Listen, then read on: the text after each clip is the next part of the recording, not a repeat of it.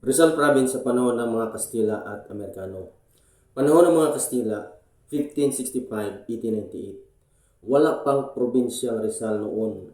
Ang mga lupain nito ay bahagi ng lalawigan ng Maynila or probinsya di Manila. At minsan ay sakop din ng Morong. Mahalagang punto.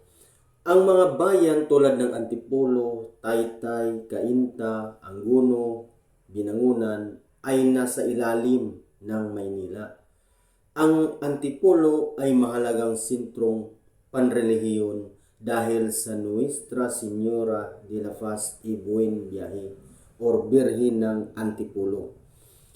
Ang salitang or ang silangang bahagi, ang Tanay, Baras, Morong ay mas liblib at tinatawag na distrito politiko militar de Morong noong huling bahagi ng pananakop ng Espanyol.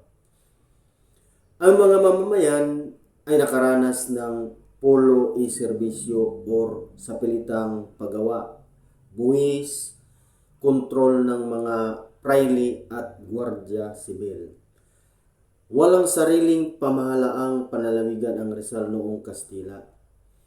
Hiwa-hiwalay itong sakop ng Maynila at Morong. Panahon ng mga Amerikano, 1898-1946. Dito, formal na nabuo ang Rizal bilang probinsya. So, 1911, noong June 1911, ipinasa ang Act Number 137. Pinagsama ang distrito ng Morong, ilang bayan mula sa Maynila.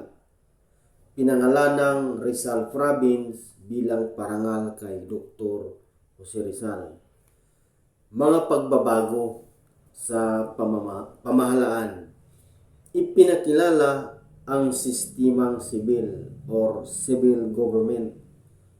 Nagkaroon ng gobernador, konseho ng lalawigan, pampolitika or pampublikong paaralan.